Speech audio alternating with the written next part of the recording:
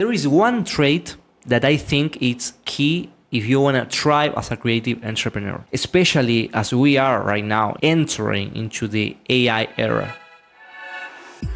This special trait is something that no artificial intelligence can emulate. This is something that will set you apart from anyone else. This trait is called authenticity. The good news is that you can develop authenticity. It's not something you are born with. It's not something unachievable. No, you can measure authenticity. Good news. And what?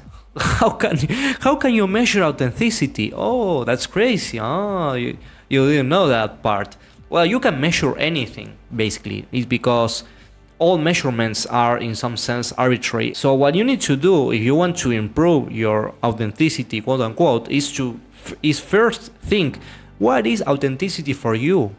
Because authenticity for me, it might be, I don't know, being able to go and ask this girl to go out with me. Maybe that's authenticity, expressing my desire in the sexual aspect. But maybe for you, authenticity is about writing down a book and publishing that book. That's authenticity for you. So the exercise, if you want to rise your authenticity, is to think, how does it look to improve your authenticity in your current business or in your current work as an artist or as a writer or communicator? How does it look for you to level up your authenticity? After you realize how does it look and what are the measurables, what are the numbers related to authenticity. An example, you could set authenticity goals based on how many personal stories you share on internet. An example, that would be a measurable goal. Or maybe you write 3 stories of things that happen in your life and you share them on Threads. Threads is this app that is like Twitter. So maybe that will be an authenticity goal. You will get some feedback for sure from sharing that, and you will get that feedback loop with people. And maybe they reject you, and maybe you get triggered by that. And all that process is the process of refinement of your authenticity. What will happen at some point, this is how I judge authenticity works. Authenticity happens when you are not worrying anymore about what anyone might think. I'm not saying this in a theoretical way. No, it's an emotional kind of release. You truly are not worrying. You are just relaxed. You are just giving your message because you feel inclined to do it, and it's just that you are flowing. You are in the flow. You are in the zone. That's how I judge authenticity. You achieve authenticity by exposing yourself to all this outside stress, people judging you, people rejecting you, and also your inner stress, all this self-doubt, this anxiety you feel before hitting the publish button.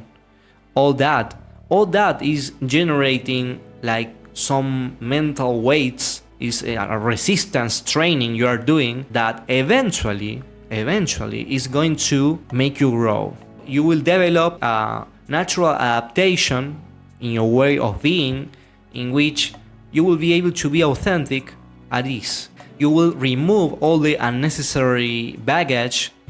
You will remove self-doubt. You will release all that resistance, and you will be able to flow and communicate freely with authenticity, being yourself. So that's my theory of authenticity. Authenticity. Sorry, it's difficult for me to say it. Authenticity.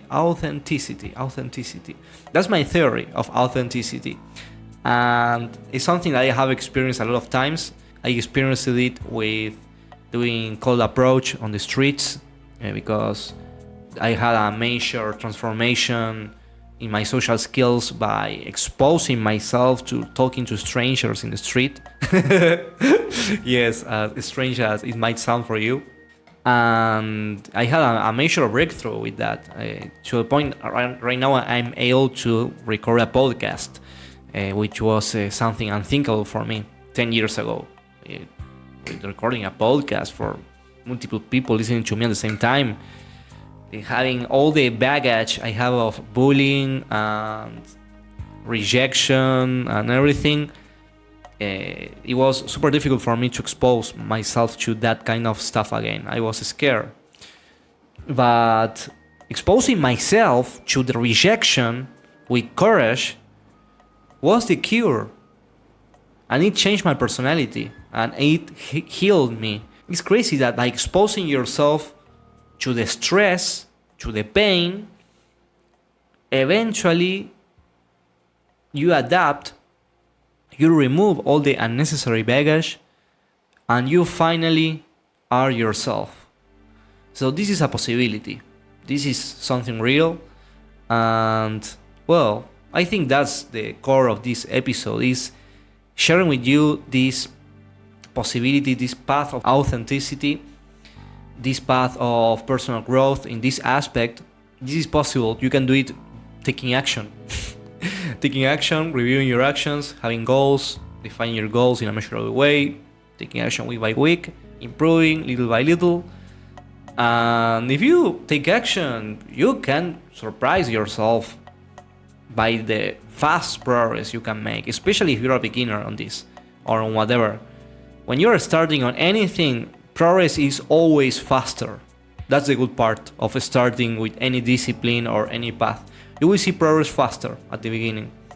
So if you set goals for yourself and you take action, let's say you want to improve your social skills because you want to be authentic, you want to convey your message in a way that is a message that builds trust with the other person. Well, you can do that by exposing yourself to rejection, going against that fear that you have. And finally, unleash yourself and release all that resistance that is not allowing you to shine, to be yourself. So that's my invitation for this episode. Let's shine. Let's expose ourselves to rejection. I know it's painful. Let's do it in a controlled way, obviously. Let's also be loving with ourselves. Let's not be harsh. It's something sometimes I'm very harsh with myself. I expose myself to a lot of stress unnecessary. But that's not needed. You can do it in a more loving way and still see progress and still make progress in this path of authenticity. So if you like this episode, you can subscribe to the YouTube channel. Also, you can follow on Spotify and Apple Podcasts. You have my website, brunoflow.com, in which you have a lot of free resources, so you can make good use of them. Every Monday, I'm releasing a new episode, so if you enjoyed this one and you are subscribing, I will see you next week. Thank you for listening, and bye-bye.